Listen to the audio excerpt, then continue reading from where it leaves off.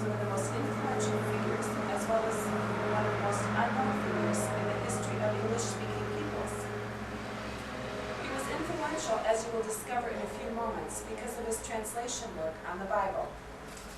Much of his life, where he lived, how he moved about, who were his friends, remains a mystery that will probably never be known.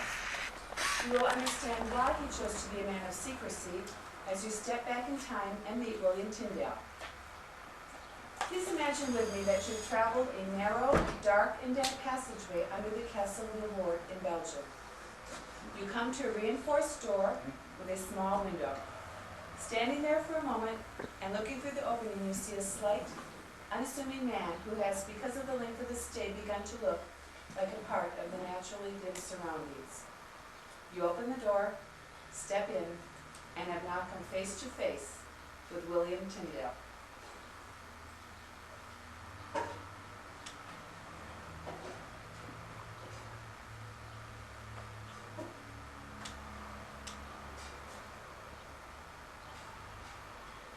Another visitor. Guard, tell me, has the governor released any of my things that were confiscated at the time of my arrest? For I have written him asking that I might at least have my Hebrew dictionary. Would provide me with an activity while I'm locked away in this vault. I've also asked for my nightcap and my leggings, for I suffer constantly from the cold now, especially as the... Matthias, is that you? Are we alone? Can we speak freely? Tell me, Matthias, have you been studying the scriptures that I told you about? For by grace ye have been saved through faith, and it is not of yourselves, it is a gift from God, not by works, lest any man should boast. This is the heart and the core of the gospel, which you yourself have made a confession concerning. And not only you, for there are many now who are believers in this new theology. While I was in Antwerp, this gospel was spreading over the city. And even now I'm told that it marches towards Brussels, that there are a few within the city of Brussels itself who are believers, although they remain silent out of fear. But Matthias, I have good news for you, for there is another of your fellow guards, a young man, whom you probably know well. He listens to me diligently, and I believe that soon he too will make a confession, even as you have. Pray for him, Matthias. And pray also, thanking God that you have the scriptures in your tongue.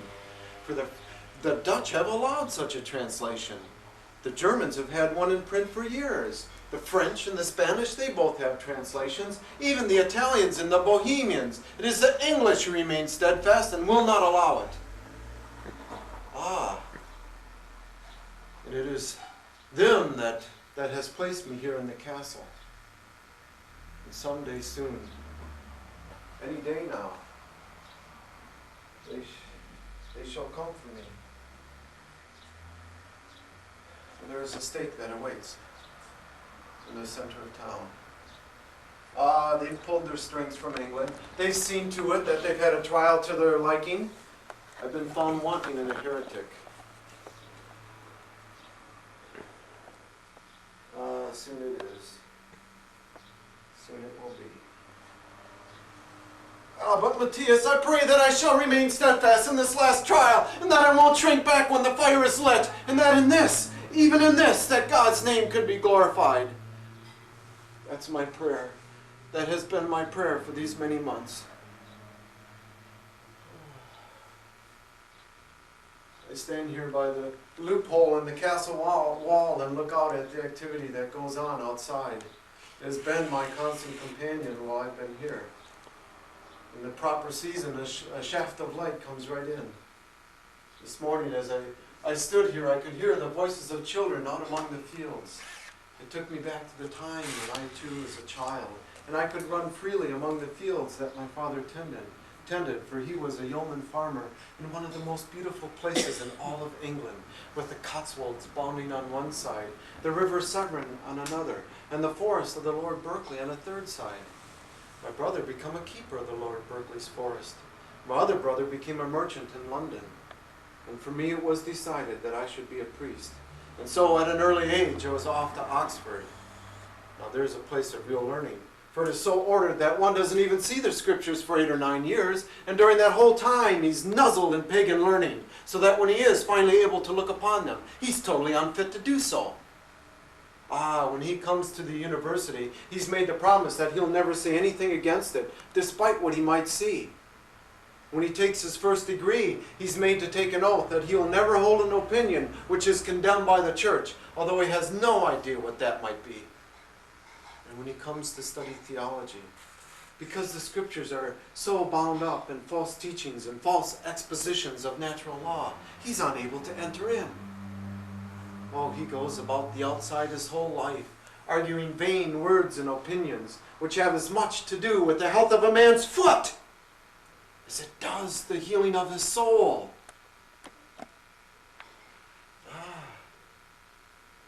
But while I was at the university, there was one door through which one could go in order to study the scriptures, and that was to study Greek. I remind you that at the time of my studies, the whole world seemed to be an ever-expanding place. The voyage of Columbus hadn't been 20 years past, and there was new and fresh thinking in the air. There were new topics being introduced at the university, one of those being Greek. By privilege, I was able to sit under one of the greatest minds in all of Europe to learn my Greek. I speak, of course, of Erasmus. Yes, Erasmus.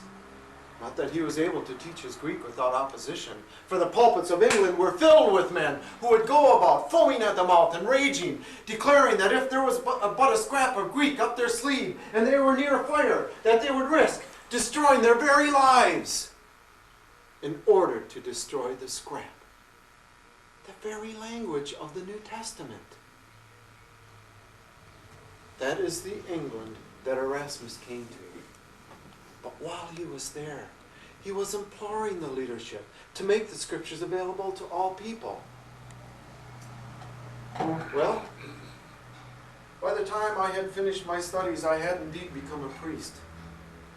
But my first opportunity to serve was not in a parish, but in the household of a Sir John Walsh, as teacher and tutor to his children. It was in this household that I learned much of generosity, for it was Sir John and the lady who invited other people from the area to come and sit at their table. Oh, a huge supper feast would be prepared for them. But an even greater feast was to be able to be involved with the discussion that surrounded this table. The most amazing thing of all is that I, a hireling, could sit at the table. Imagine that, with lords and people of great wealth. Well, I knew my position, that indeed I was a hireling, so I endeavored to remain silent. But there were times when I could not do so. For when it came to the life and teachings of Christ, the others who sat at the table demonstrated total ignorance. Not by choice, mind you, but by education. And so it was at those times that I would debate them. Oh, they with their philosophies, but I with the scriptures. And it was upon such a time that a great and learned man engaged me in debate.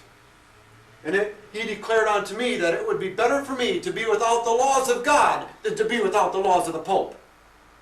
I became indignant, and I shot back at him that I defy the Pope and all his laws that were contrary to Scripture. And if God would give me sufficient years, that I would cause the plowboy, the boy who drove the plow, to know more of the Scriptures than the same-hearted man. Well, I was unprepared for what was to follow. For this most honored of guests and all those who accompanied him made a hasty retreat from the table. And I was left alone with Sir John and the lady to watch our food grow cold on its plates. It was but a short time later that the lady declared that she was becoming anxious about me and desiring my dismissal, for, she said, it seemed quite unnecessary to be listening to the opinions of a young impoverished stripling as myself, when the others who sat at the table were great men of learning and clergymen with great benefices. I asked that I might remain.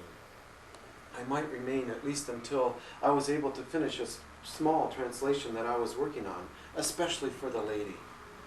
This small book, which was written by Erasmus in Latin, he entitled it The Pocket Dagger of the Christian. And in it, He argued against the current theologians and philosophers of the day who were burying Christ's teachings in a morass of speculation. What Erasmus said was needed was for the common man to have a simple guide to the Bible. What Erasmus said was needed was for the common man to have two weapons, prayer and knowledge. And I ask you, how is that knowledge to come to him? Unless he be able to study the Scriptures. And how be able to study the Scriptures unless they be in his tongue? Does the king desire that all of England be speakers of Latin? With this argument, I was able to win over the lady. But I had created many enemies in the meantime. I took counsel with the friends that remained, and it was decided that, indeed, if I desired to help the plowboy, that I needed to have a plan. It was decided further that I should travel to London and there seek out the Bishop Tunstall. For you see, there was a law in the land. A law that declared that no one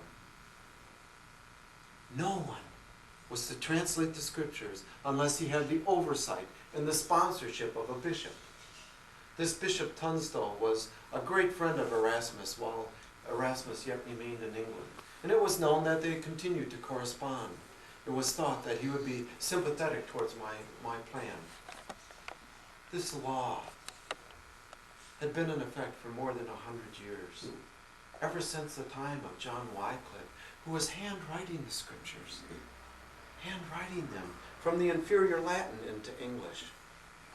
Can you imagine the time and the expense? But now we have what I believe is a gift from God. For now we have the printing press, and I intended to take advantage of it. Oh, I went to London, and over time I was able to have my audience with the bishop. I discussed with him my plan to become a part of his household if it was allowed, and that when the opportunity presented itself, that I would begin to translate the Scriptures. There was a long silence. And in the end, he declared that, there were plenty of opportunities in London for a young man with my ability, but that there was no room in his household at this time. Well, I stayed in London for upwards of a year. And during that time, I saw things that I hate to speak of now. I saw the pomp of its prelates, how they would parade about declaring that they were setting peace in all the world, and the whole time walking in darkness. And it became clear to me that not only was there no room in my Lord of London's palace to translate the Scriptures, but that there was no room in all of England, as experience doth now openly declare. I made the decision to go abroad. And in the spring of 24, I traveled to Germany. From there, I traveled to Hamburg, and from there I traveled to Wittenberg. You see, Wittenberg was the city where Martin Luther was teaching and preaching. But Wittenberg was also the city that was going to provide me with the security that I needed in order to begin my work in earnest. Over a year's time, with long hours and diligent work, I held in my hand a translation of the New Testament into English. I decided at this time that I would proceed with the imprinting of the New Testament, and that the Old Testament would follow at another date. Now I needed the help of a printer who was willing to imprint this New Testament. I found such a man in Worms, Germany, and I moved there. It was another year's time, and for the first time I held in my hands a New Testament printed and bound and ready for England. Once again, I needed the help of others who were willing to help smuggle these Bibles into England, and I found a ready supply of merchants who were willing to do that in their bundles and bales. When they reached England, I needed the help of those who were willing to distribute those among the people. Can you imagine the joy, the excitement, for the first time to be able to read the words of Christ, for the first time to be able to read his parables, for the first time to be able to read the epistles? The joy, the excitement. Oh, that is until the authorities got a hold of them. Oh, indeed, the authorities. They went out all over England, gathering together as many as they could, for they outlawed these New Testaments. They said that they were filled with errors, and that I myself was a heretic.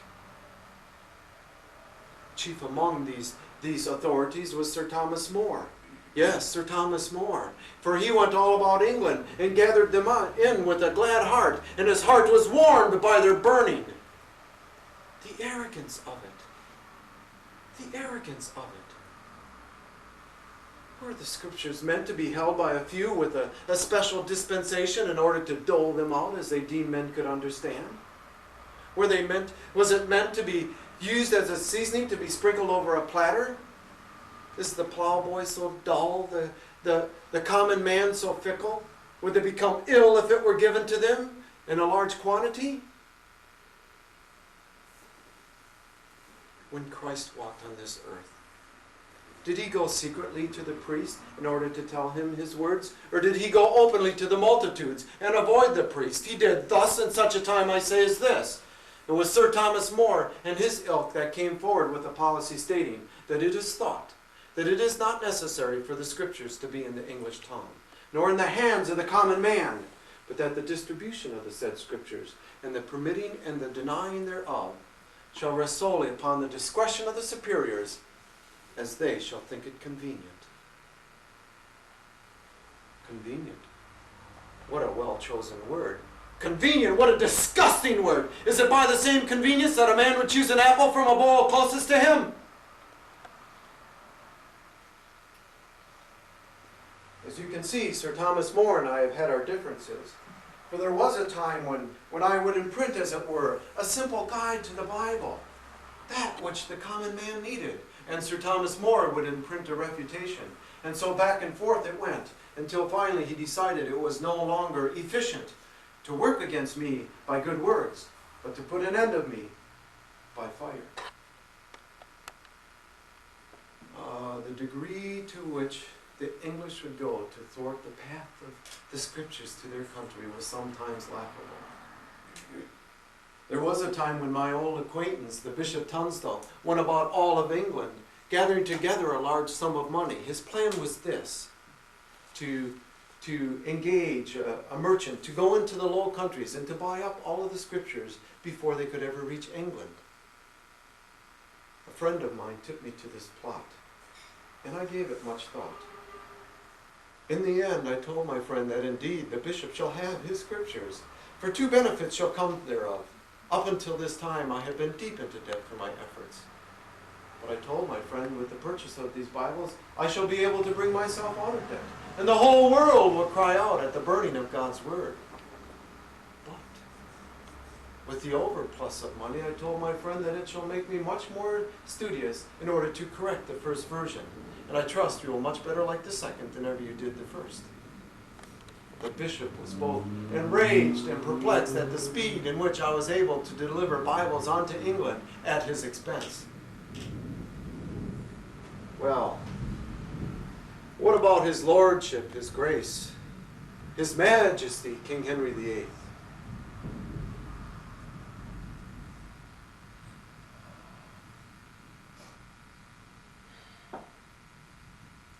He seems to be as fickle about me as he is a choice for a wife.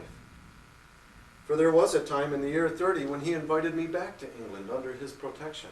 It came about in this way. There was an acquaintance to the king, Anne Boleyn, who was in possession of some of my books.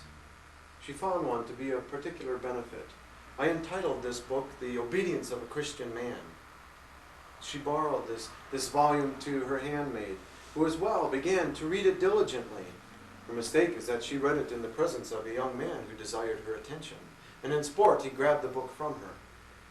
When it was discovered, both the contents and the author, this book was delivered straight away to a priest. The book was impounded, and this young maid was in great trouble. That is, until Anne Boleyn had discovered what had happened. First, she went straight away to the king, and as soon as she did, the book was freed, and this young maid was delivered from her travail. At this time, she told the king that she believed that he could profit by its reading. And so he as well began to read the book.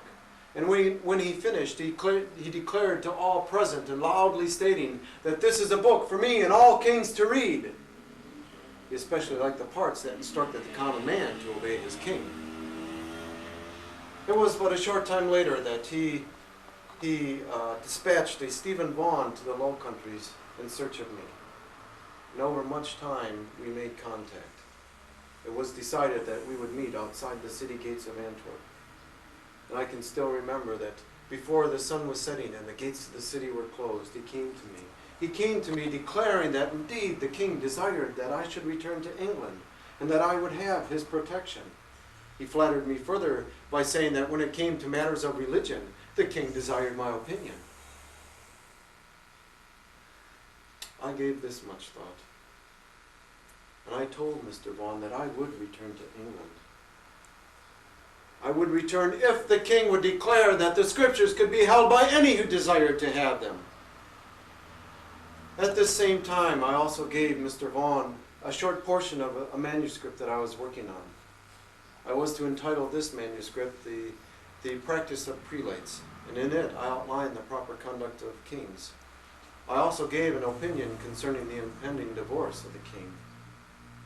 Mr. Vaughan delivered this manuscript in my response to King Henry. I'm told that the king began to read the manuscript, and in the midst of it he went into a terrible rage. He began to tear it up and declare that I was a heretic and a traitor, and from that day forward he became a fellow plotter for my life. He even petitioned the Emperor of Europe to help in finding of my location. Unfortunately, the emperor and the king could not come to accord over me, for it was the emperor's aunt whom the king desired to divorce. This messy triangle kept me safe for a time. But there were many in England who were not as fortunate as I. Matthias, I shall tell you of a few. There was a Richard Bayfield. Richard Bayfield was caught in possession of some of my books. Oh, he was brought before the Cardinal Wolsey. He was found to be a heretic. He was condemned at St. Paul's, and he was burned alive at the stake. James Bainham, a man who was involved in distributing my scriptures throughout all of England. He was caught in the clutches of Sir Thomas More. Oh, Sir Thomas More is seen as such a righteous man by all of England, but it was he who had him locked in the tower. It was he who had him racked and tortured, and Sir Thomas More in his righteousness had him flogged and whipped, and what little life remained in him was burned alive at the stake.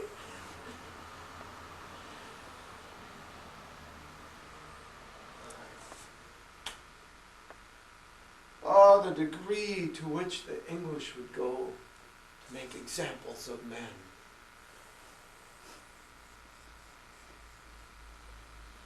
There was another man who I knew of. 2 weeks before his death, he wrote a will.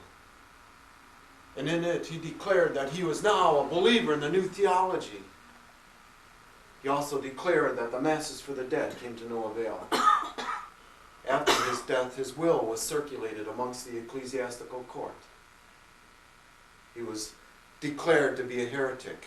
His corpse was dug up, attached to a stake, and burned.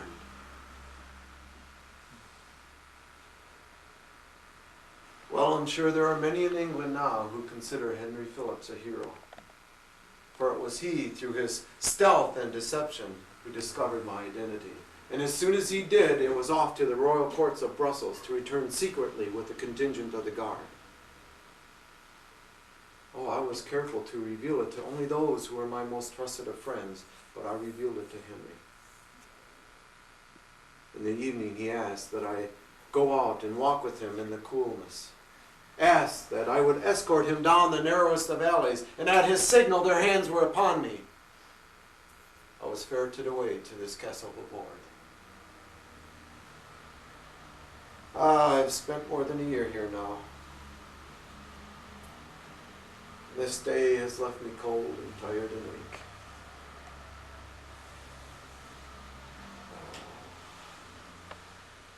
My regret is that I've not been able to finish the Old Testament. But I am content to be in the hands of God. Oh, I know where they believe my destiny lies. But I tell you that I would much rather be on the side of those who gave the scriptures to the common man than on the side of those who withheld them. Matthias, I know you must go soon. But I ask that you pray with me. I ask that you pray, for there is one man in England who, if he would but declare it, the scriptures could be held by any who desired to have them. Pray with me, Matthias. For I shall pray, even as I approach the stake, that God would open the eyes of the King of England.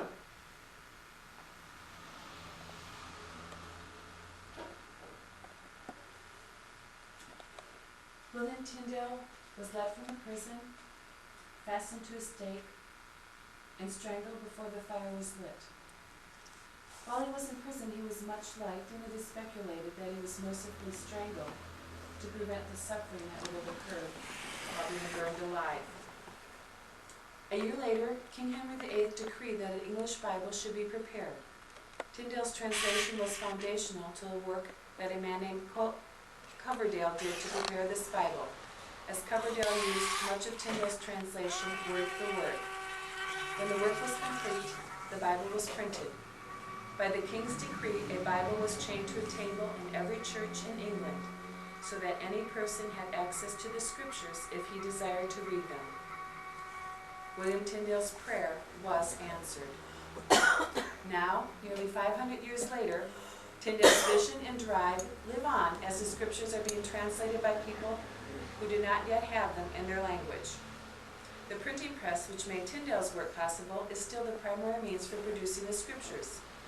Biblical Literature Fellowship is committed to making the Scriptures and Christian literature available to people of the French and Eastern European language groups, where the Scriptures have been forgotten, destroyed, are too expensive, or otherwise impossible to possess.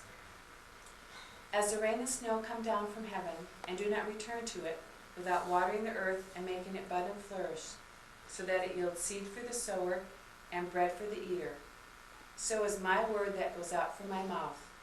It will not return to me empty, but will accomplish what I desire and achieve the purpose for which I sent it.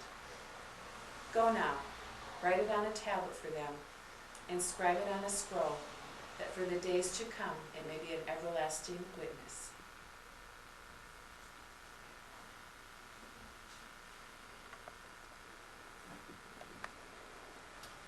Oh, thank you.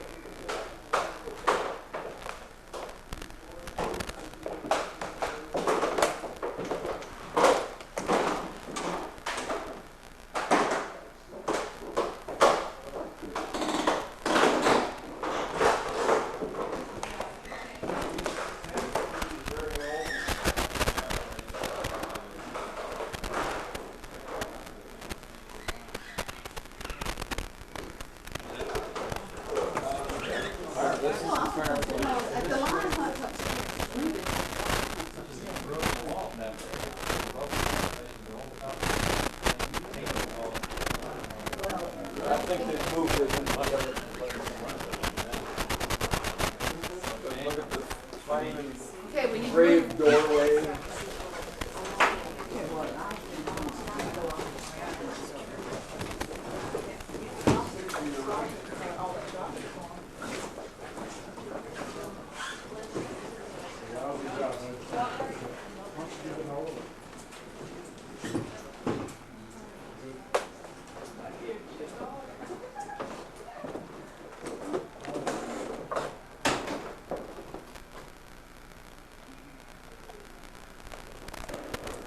Is that the one These are that's copper. five? These are copper engravings of Gutenberg Bibles up there. You'll get to see Is that. this the 5 translation? Five language. I think this is the 32 line Now, Gutenberg. 1583, this Bible was printed. German, and he was probably noted as, That's the first printed Bible. yeah.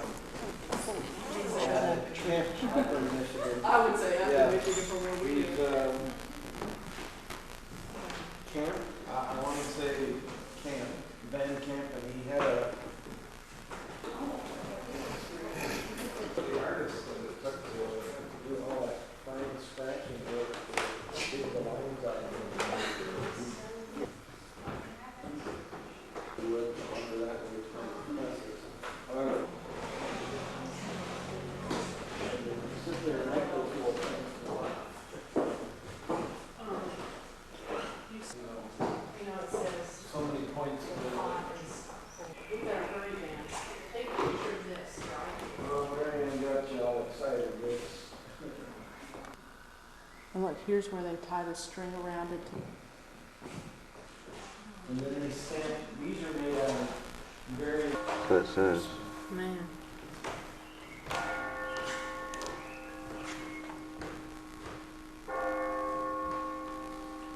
how it's used from the wooden smoking and that's in the old days. Yeah, Colonial Williamsburg. Those are bed warmers, put charcoal, red hot show, charcoal on it, then you run it down between the sheets, you know, get the bed warm from the So this guy had to be really rich. Yeah, he was quite progressive, see? And even the beams up above had all the scroll work done on it. Can you imagine That's a good the artisans motto. that had to do all that? Is that picking up okay? So their arms could kind of relax a little bit. And they were up off the ground so that they could kind of, because the floors were so cold. And then these were the places where they put the proofs. Nice table.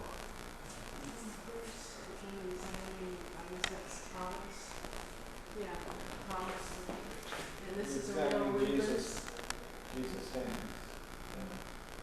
Peter Paul Rubin. Peter Paul Rubin actually lived in just a few blocks. It was right in this area, just a few blocks from here, where this was kind of a protected zone type thing, that they lured him out where they could capture him and take him off. Because the aristocrats had quite a bit of immunity here in this area.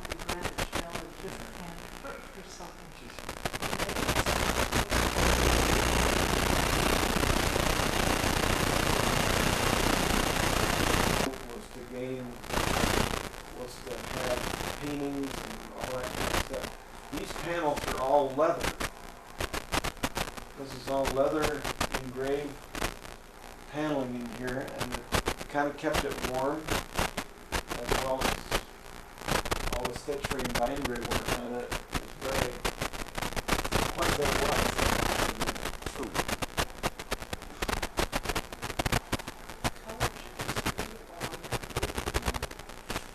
Keep on monitor looking down at you up there in that bubble, they can start touching stuff in the door. Every time I took my kids to an art museum when they were small, even if they didn't touch it, and look at it, people don't know. Yeah, that's pretty good. They saw it. It's real, maybe the guy did have his eye a little bit high, but. I mean, the colors are so realistic. Yeah, it looks very. I mean, Yeah, the it muscle looks very tone like, good. and all, the guy was really, looks like he's his shining on, neck, you know, and everything about him. like the light is shining on him. This is when Jesus was fleeing to Egypt, remember? Yeah.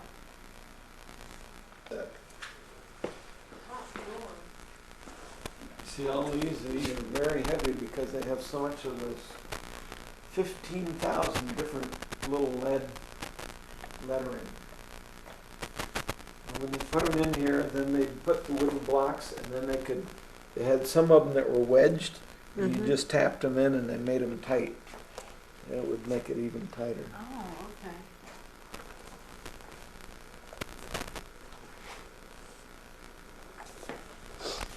can see how small this would be. You'd need a magnifying glass to, Mhm. because that's all reversed. And so to look at a letter and know that that's an R backwards is a little Look at this. tricky. Look at that back there. You know, and then wedging all this other stuff in to make it even and And what is it? They've got the Bible on the head of a pin or something like that. yeah, for that. Oh, there's Arabic. And there's shaped music notes. Things like that. Interesting. That must be music.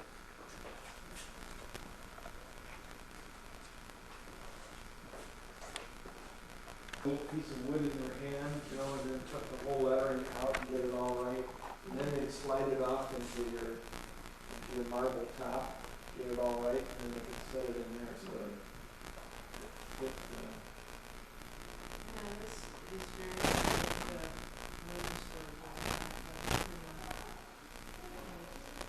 I mean, this looks like the guys walked away 500 years ago because they were just in there working on it, you know.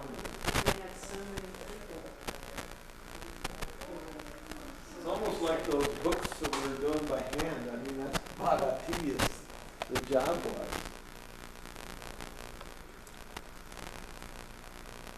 See, when they pulled on them, it took a lot of torque, so that's why they had to have them braced up here. Because when the guy pulled on that thing, you know, he could twist, torque the whole table. Now what is...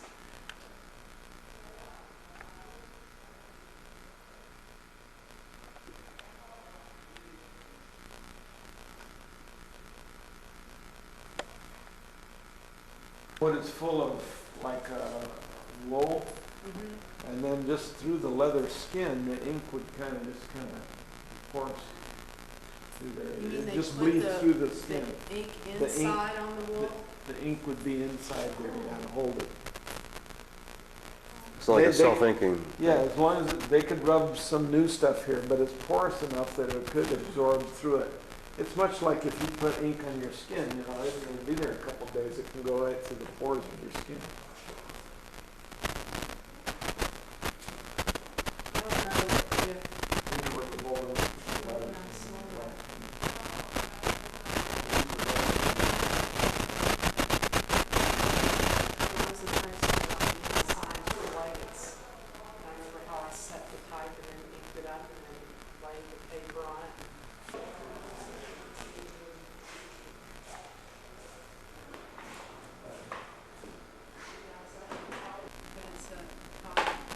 You can see the skin of the people isn't as brilliant as that other.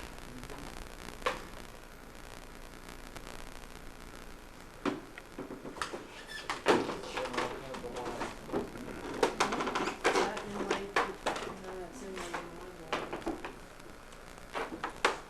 Yeah, even the legs and that. Pretty fancy.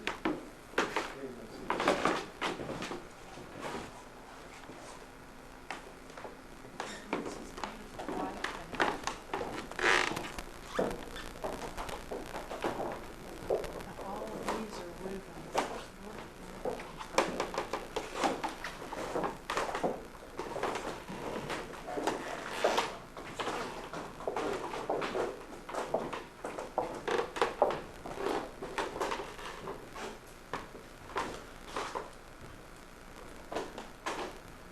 Even having such a gold leaf, even the wood scrolling on the beams, it just, I mean, I'm a builder, and to me, that's just one next to none. Look at the doorway out of wood there, that just blows my mind.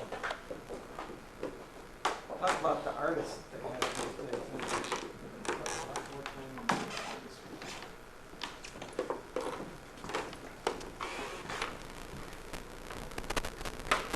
These are some of the old.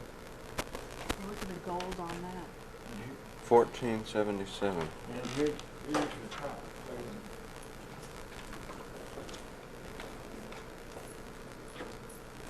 Remember I said they cover it with beeswax, and then they put lamp black on it and get it black, and then they sit and draw on it. Then when you put your acid on it, it would... Hey, coning, like Otto. Hey, See Otto how- was from, See how the front cover, they just gold leafed it and just spent a lot of time on it. This was more or less a little bit in Roman. Now see how hard that is to read? It's very different. They're separate. I don't think these are.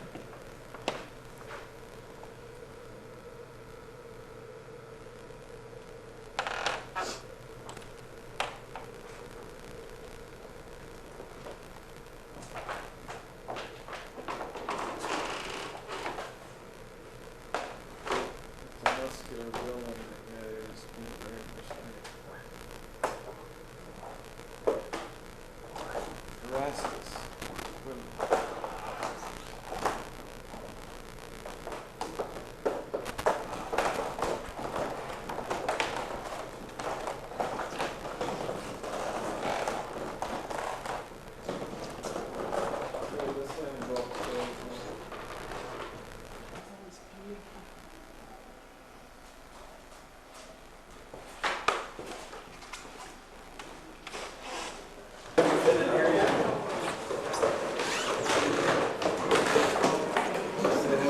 Glass here.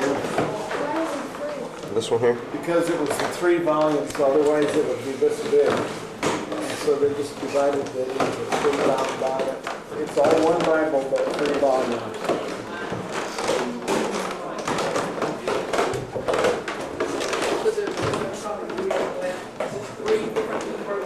No, this is one, but there are 3 volumes. And it would be too big to try and bind it all at once.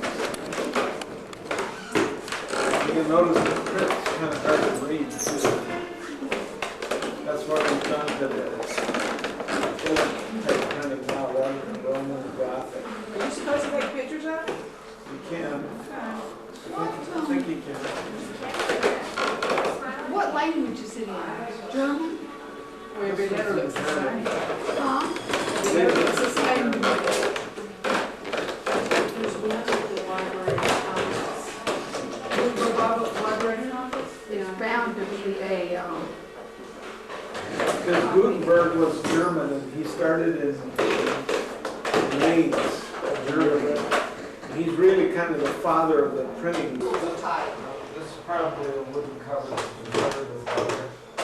So this one was printed in 1461? Maybe it's the Say it. Chandelier. Okay.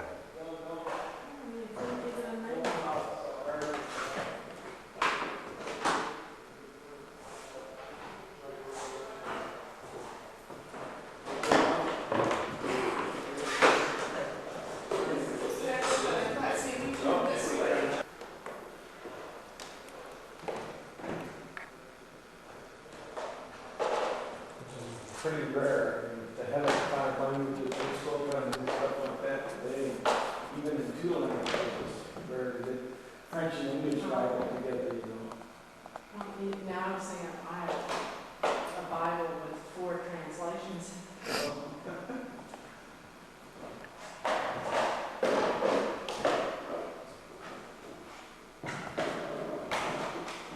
You see why they gotta keep the humidity, because these are still bound books from even back then, and they're in the shells, but you can tell how old they are. But they're still exposed to the elements.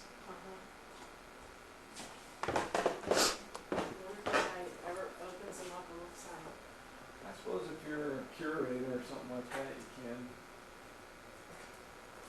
See how these were not only they were good, but they were stitched on the back. Mm-hmm. I've seen books like that.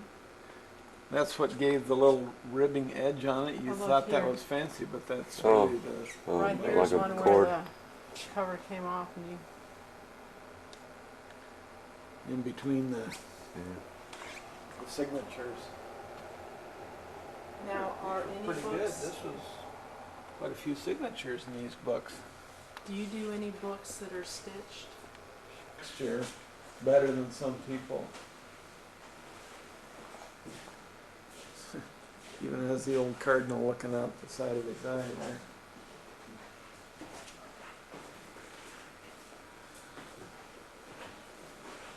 This again, Peyton has No number on that one. this leather engraved, this is all leather work. Covered with gold, it looks like. Gold leaf. All embossed and pressed. It's really quite impressive.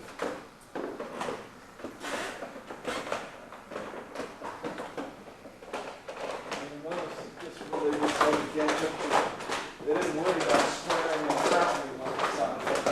I keep my space.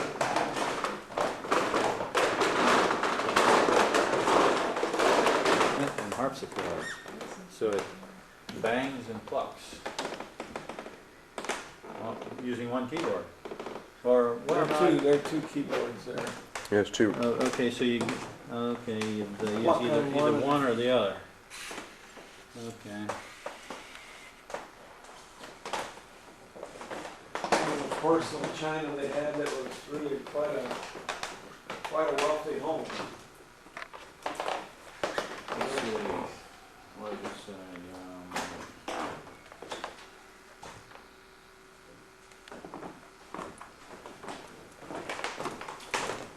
This is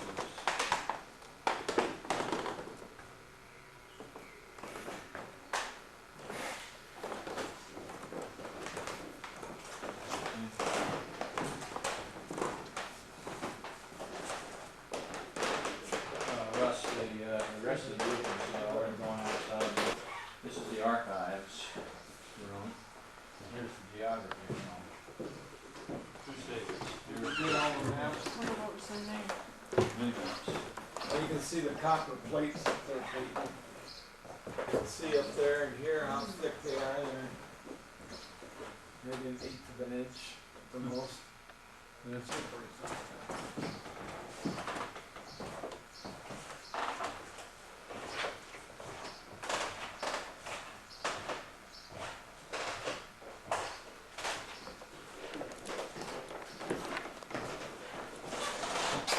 It's fascinating to see that they did it in color, and the color is still good, even though they did that.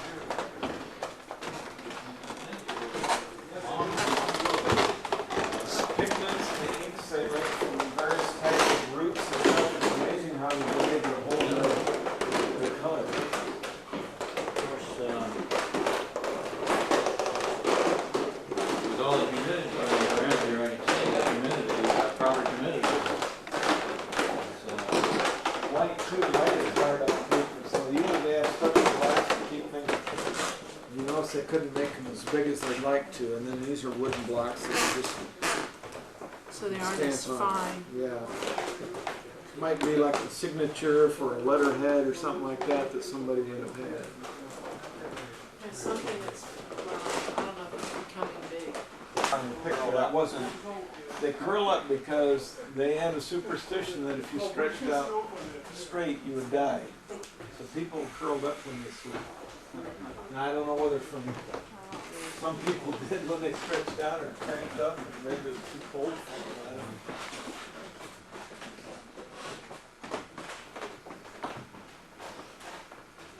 It works there.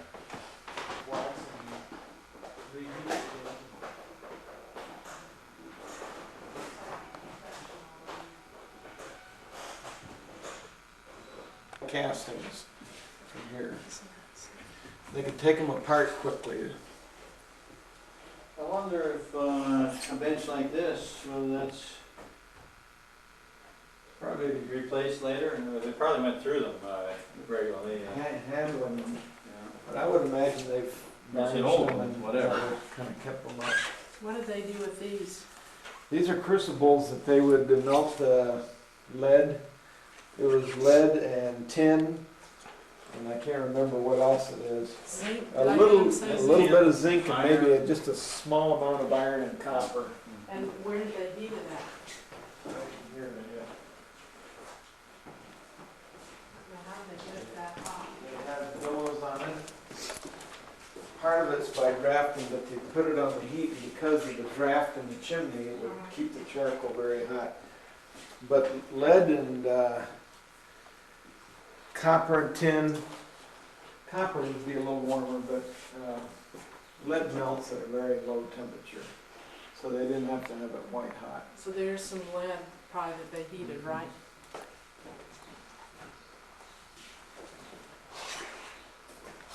Yeah, do you think some words, like maybe articles, they just made the word and didn't worry about making individual letters? You know, a word that they use very often, you know, like we would a, an, or that. I mean, put it all in one. Right. Because they have something know here that- that's kind of long.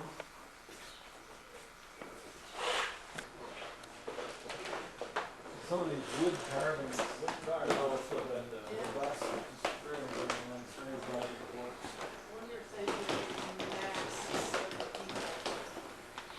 Really good special.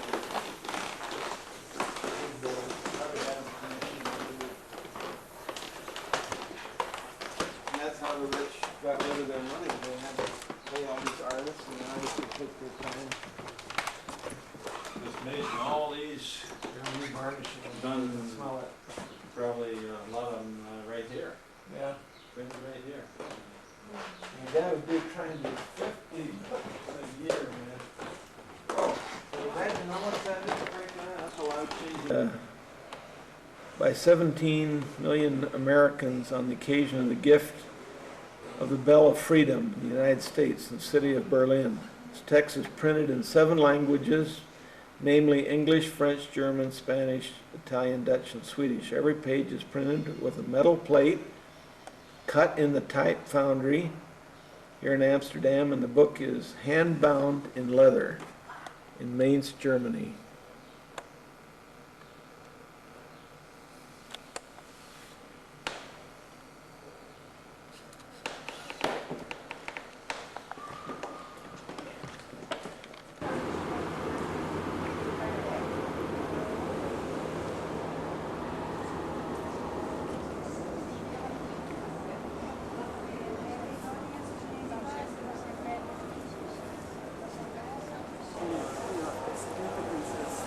City. Uh-huh.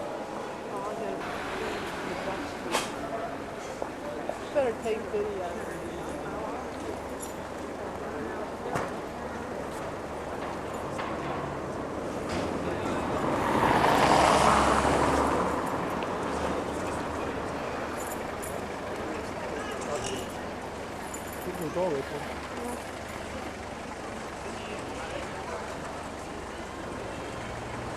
Yes, I love that scene there. Which one? And then that little corner.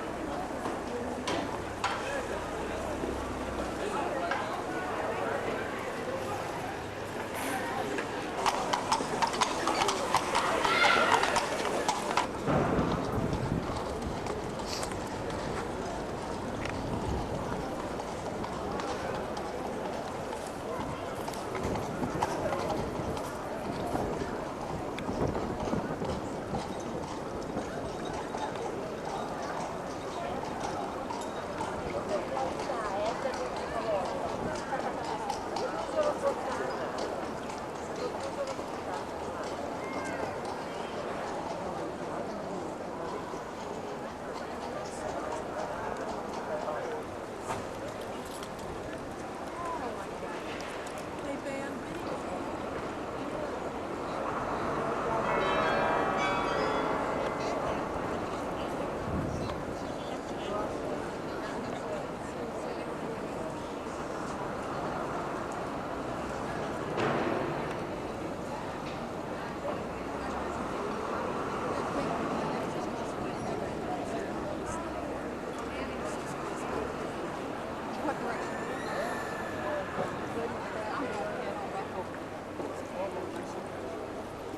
And there's a dog over there. A dog up there.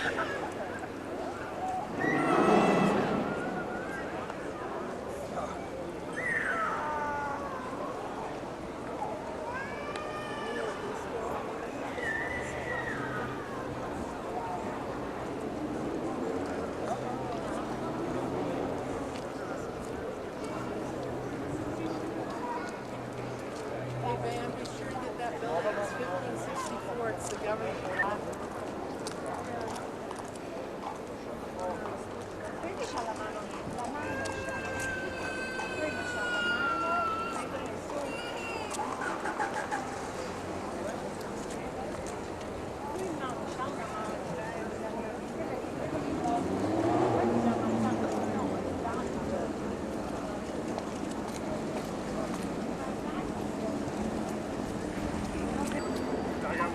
smiling between the horses.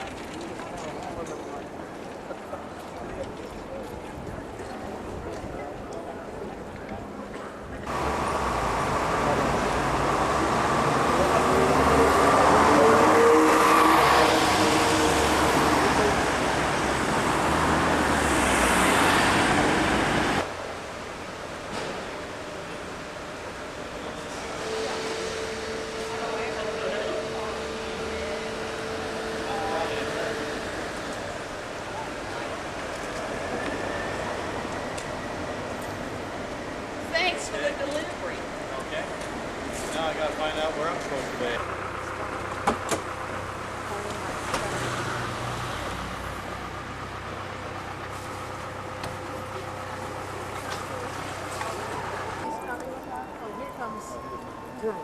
Down this way, you guys. This way.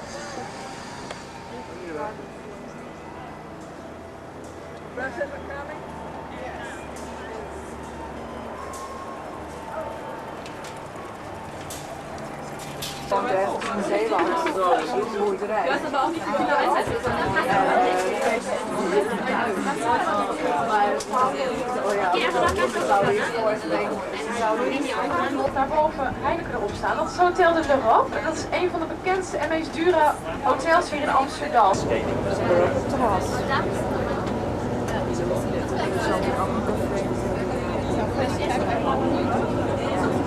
Oh ja. Waar we nu op zitten, dat is want het heeft 480 miljoen gulden gekost. Een plaatsfestival is vandaag begonnen. Dat kunt u wel zien. I hope you can still hear me because there's a Holland Festival today. So that's why all the noise and all the boats are passing here. Heute gibt es das Holland Festival. Deswegen gibt es hier so viele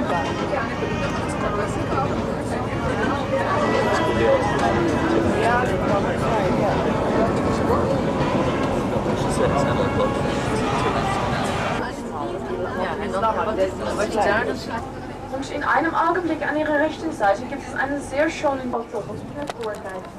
In front of you is close because of Eurotown. Vor Ihnen können Sie jetzt die Eurospitze sehen.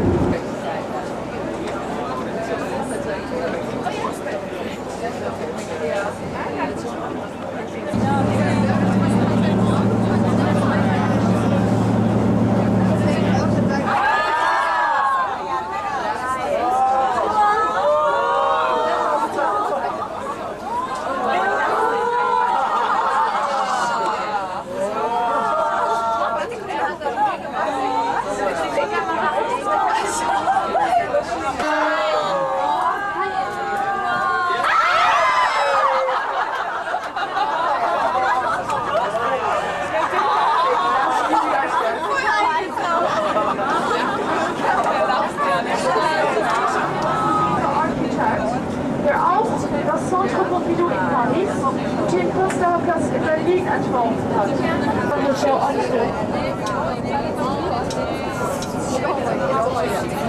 Ja, absolut. Ja. Das ist ja auch was gesagt.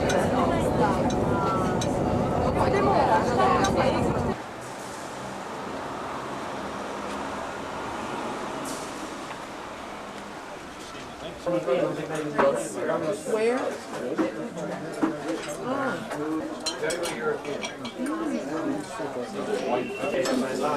It actually is. It's a salmon trout. Is it baby corn or is it They must be for us. Chicken with Madeira sauce. Must be. Greats over there.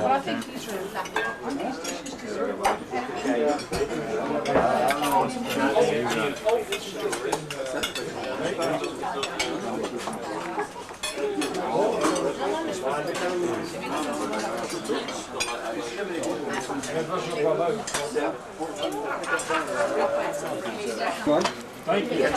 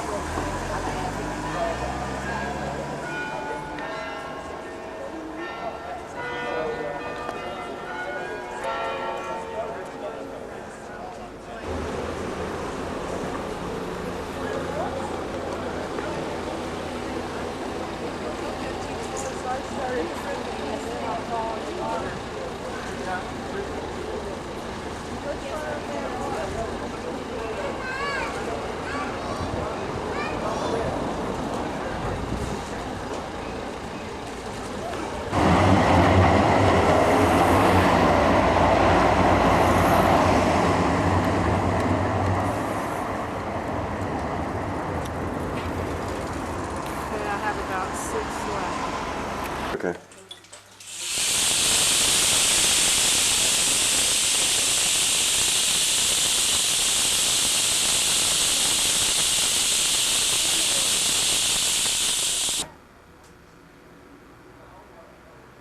Play it, Peyton.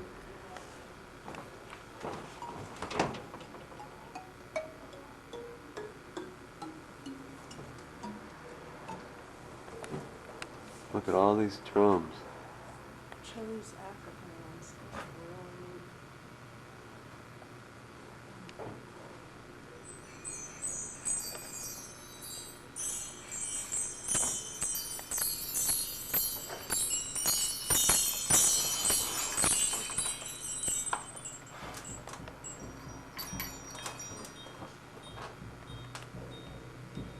What do you suppose this is?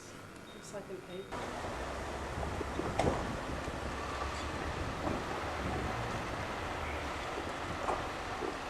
You can tell this is the street that our hotel is on.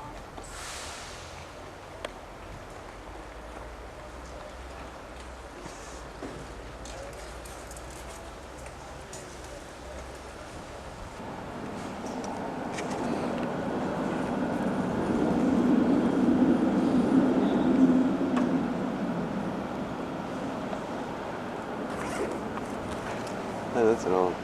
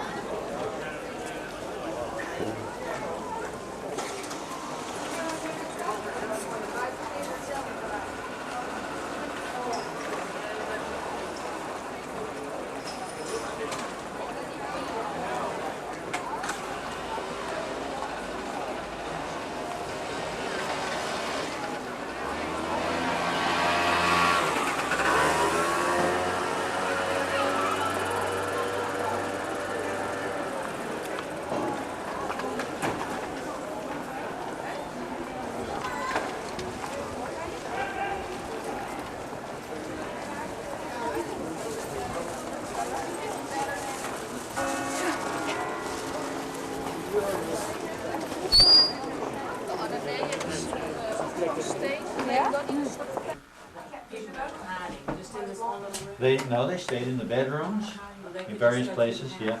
But when the alarm was sounded, they zinged in here. Have you read, Come through this have you one. read, Picture, well, is it a little naked girl getting ready for her bathroom dressing? 52 hours, that's better than 2 days. And you can see the only light that they had, the only air that they had, Was that? that tiny little, did you see that's I it? was wondering where that was. No, I guess we did not come here. You didn't see this before, huh?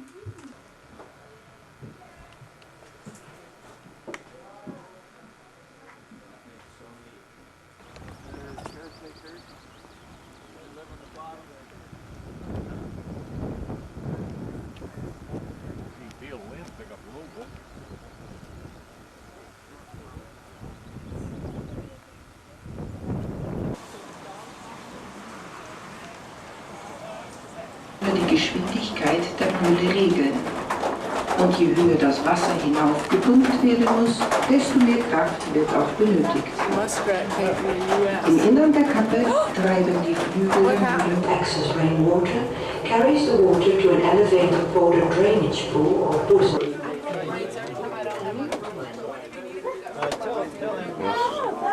We need to come now. Somebody needs to turn the wind on there. Now you can get a closer look at it as the wind's cut down, see how they...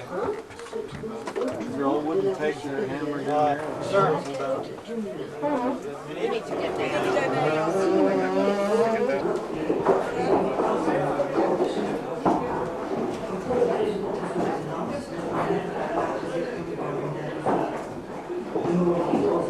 Het gaat nederwaarts, gaat opwaarts, want het wordt nieuw Lekkerland. Zie je achteckige.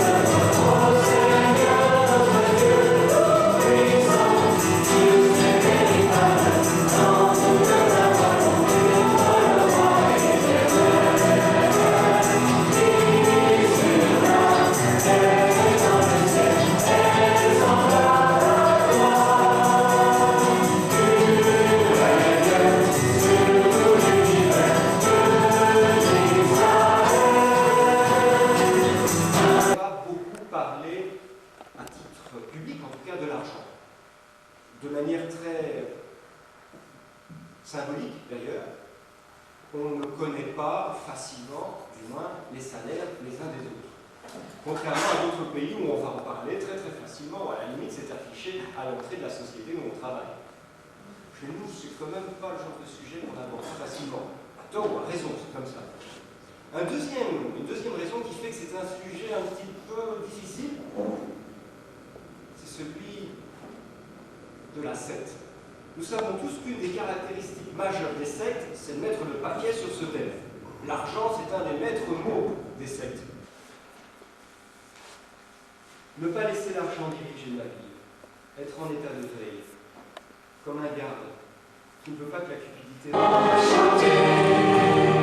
Ensemble, nous pouvons prier, élever nos voix et adorer celui qui nous a bénis.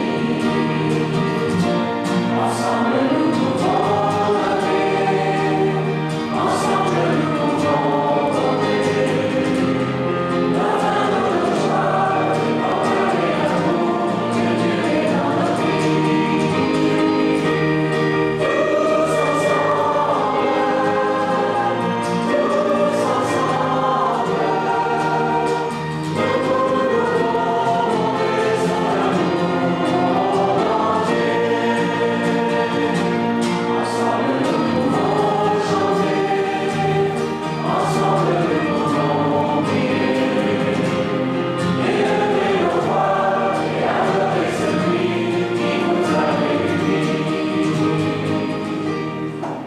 Quelques annonces. La justice, ce mercredi à 14h30. On m'a rien fait de mal, mais le ministère de la Justice est celui aussi qui s'occupe des cultes. Et il va être question de la reconnaissance des églises évangéliques par l'État belge. Alors, c'est un pas qu'il fait envers nous. C'est en kennistemag, la lettre c'était en flamand, c'est pour faire connaissance. Et donc, c'est une annonce intéressante et aussi un sujet de prière pour que les 6 représentants qui seront là aient la sagesse nécessaire pour bien conduire les églises évangéliques dans ce contact avec le gouvernement. Dans 15 jours, le dimanche 29,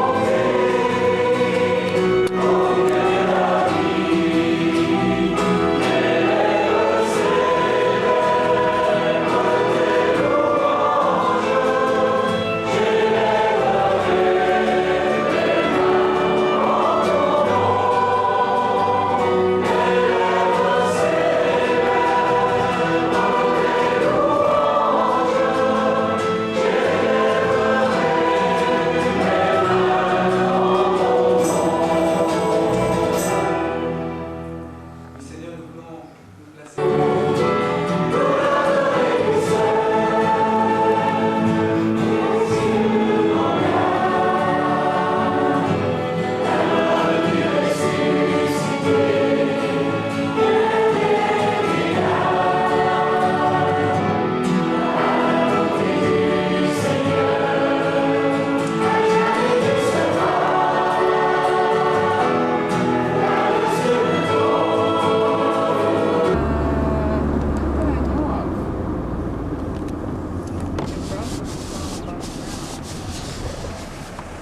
Where does the painting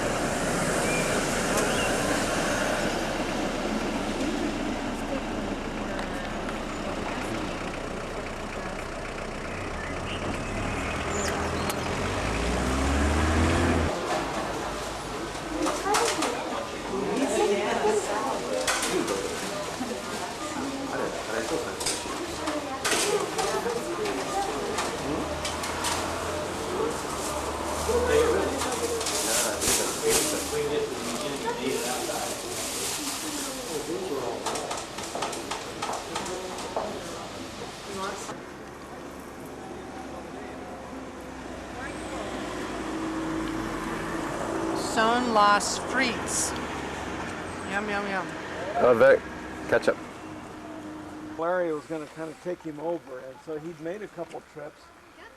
But then there was an American journalist named Stanley who thought he'd like to get this on a document. And so from New York, he set sail to find David Livingston and try and point The one that's Oh, diving, yeah, he's look. going down getting food and bringing it up and feeding the duck. for the coots. That's interesting. That's a coot, isn't it, Ross? That's right. A coot's a hoot, The old Excuse me, Dan. but they really like water. So, So actually, an American journalist gave Congo to Belgium, and if it wasn't for that, Belgium wouldn't be anybody today, because Belgian Congo.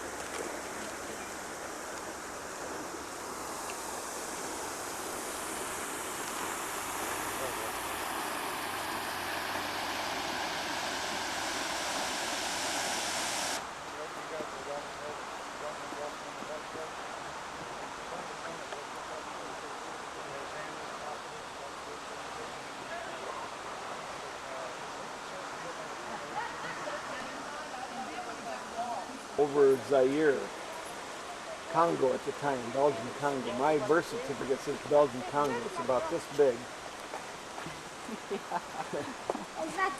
I'm not sure where it is now.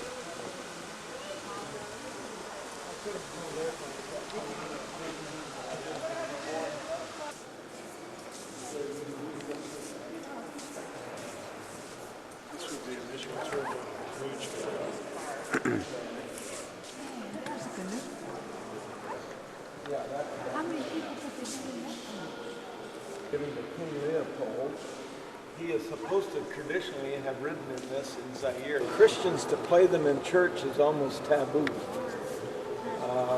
Maybe they'll play them outside and learn to sing songs, but it's very hard for them. These other musical instruments you see with the reeds on them, and the ones with metal, those are called likilembes, and those are musical instruments generally used for walking and marching along, so that you keep the rhythm and keep people moving down the path of the road.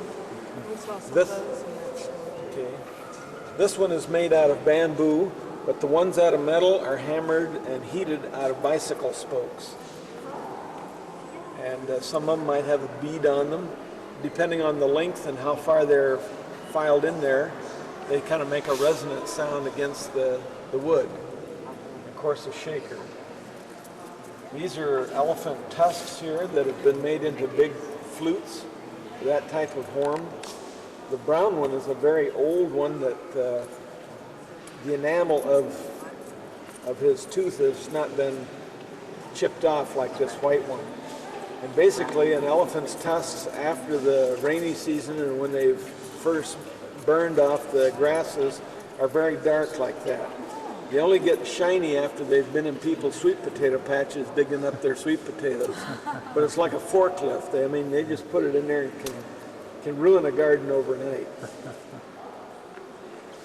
Goat or something in the deer family, like an impala, and they put it over wet. And all these strings here are cut strips of skin. Usually they'll wind them tight while they're green and then put it all on. And as they dry, they will tighten and pull that skin down very tight. And that's what gives the drum its tension. Other little that they tuck under their arm, much like guitar players, but they pluck them and you'll see them just walking down the road, just plucking and singing, maybe to themselves or to a little group. But it keeps their rhythm as they walk. So if they're not just dragging their feet, they're really moving along. And they don't have the range of music that we do. They a little bit of a monotone. They just don't have as many notes in their scale.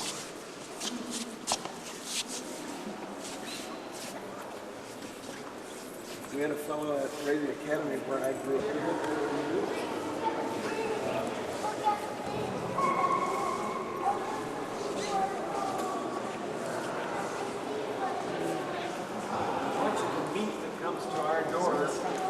Either wild boar.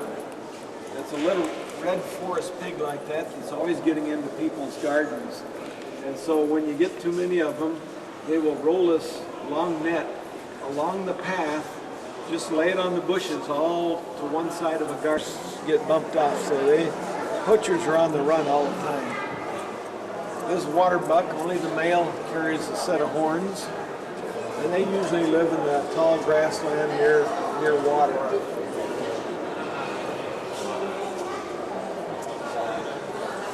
See a lot of weaver birds making their nests. That's a very realistic scene. Well, Ross, what's the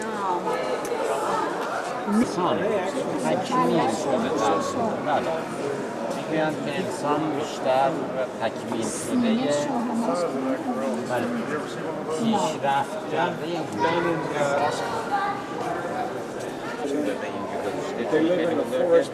مثل این که اومده چند اول گردن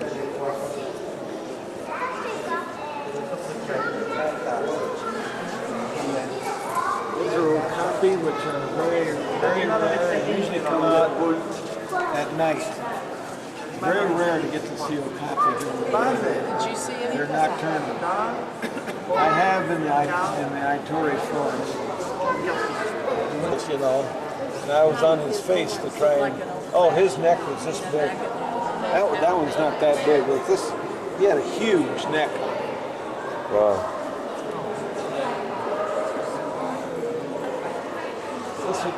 This would be a female here. Their horns are a little smaller, narrower, and the bosses don't come together. But the male, an old male like that, his bosses come together. What's the boss? Is that the top of the horn? That's the horn that comes over on on the top. That's called the boss. And they measure the distance from the point to point. That's how they.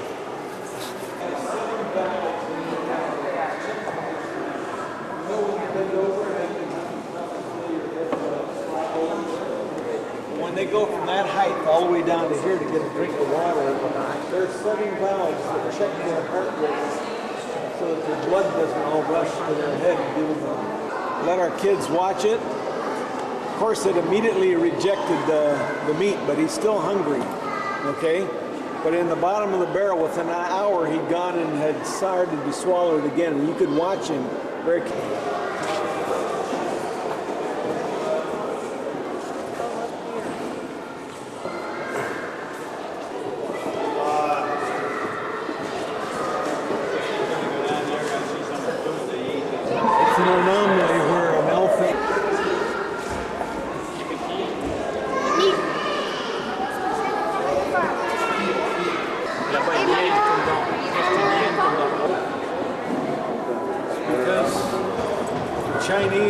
the horn as an aphrodisiac. All it is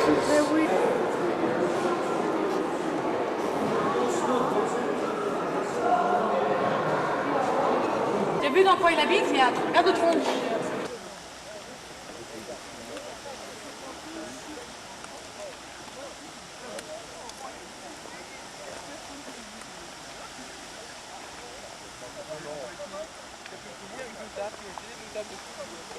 Toutes les deux qui ne jouaient pas, elles ont été à 10.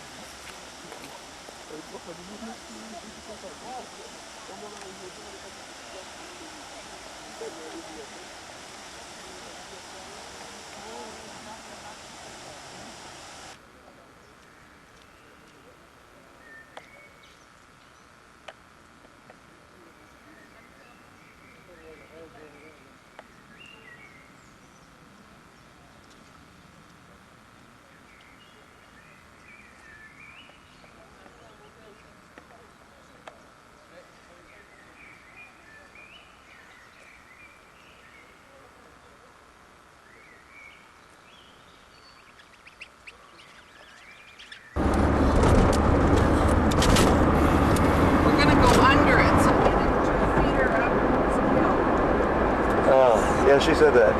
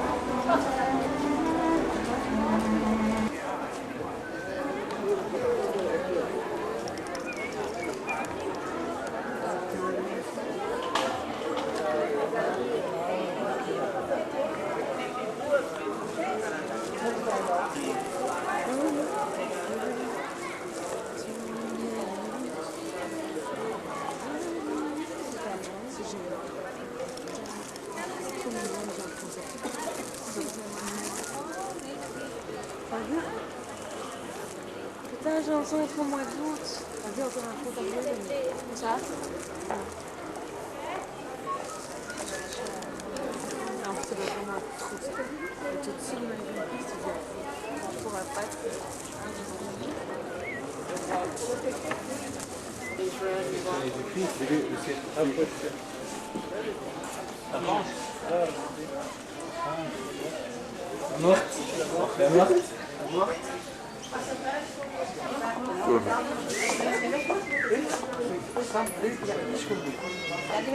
at the bottom of your shoe.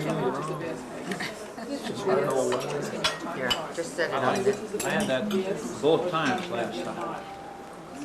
Both times. Both times, both restaurants. You liked it so much. Yeah. What? The water chili? Yeah, I had that. They give you no chicken. Oh, yeah. For an army.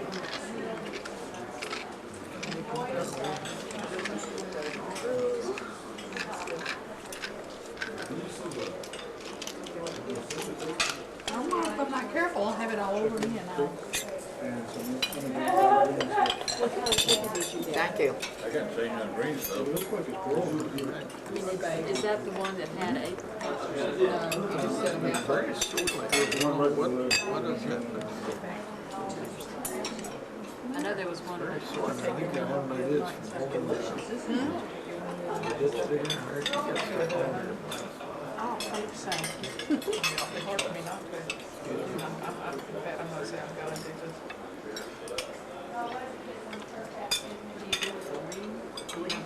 Yeah, they can take it off. Most is garlic. Oh, shoot. And to drink. I had water. This one? I had wine. Everybody's got to do it. I just want to make sure, you know, it's treated fairly. So that's big French.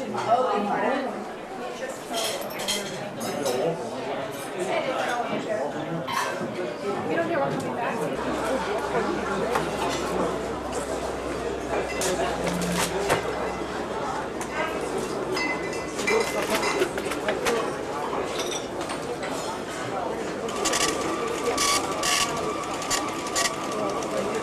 Claude, ça va? Oui, ça va.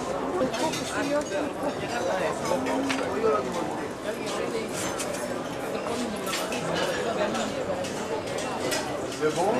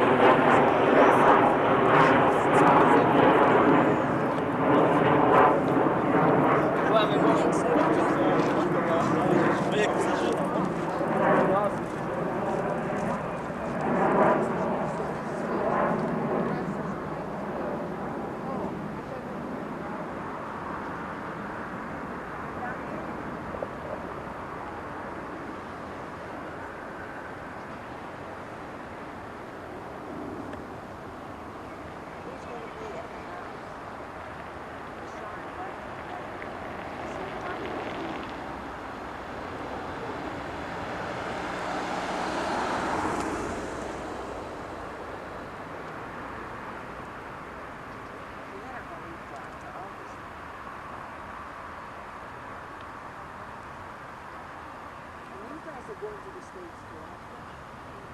Maar net zoals je geboren wordt. He's gonna hold the fort. Hold the fort.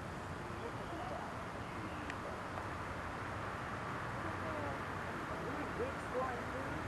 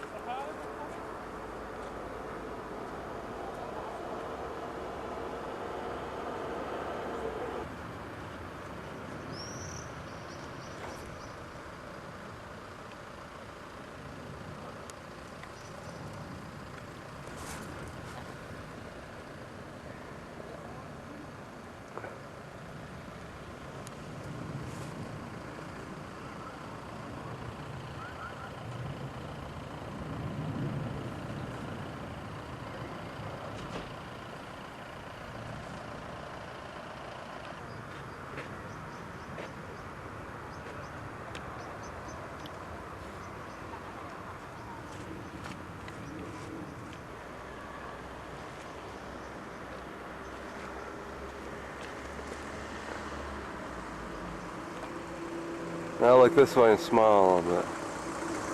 Okay.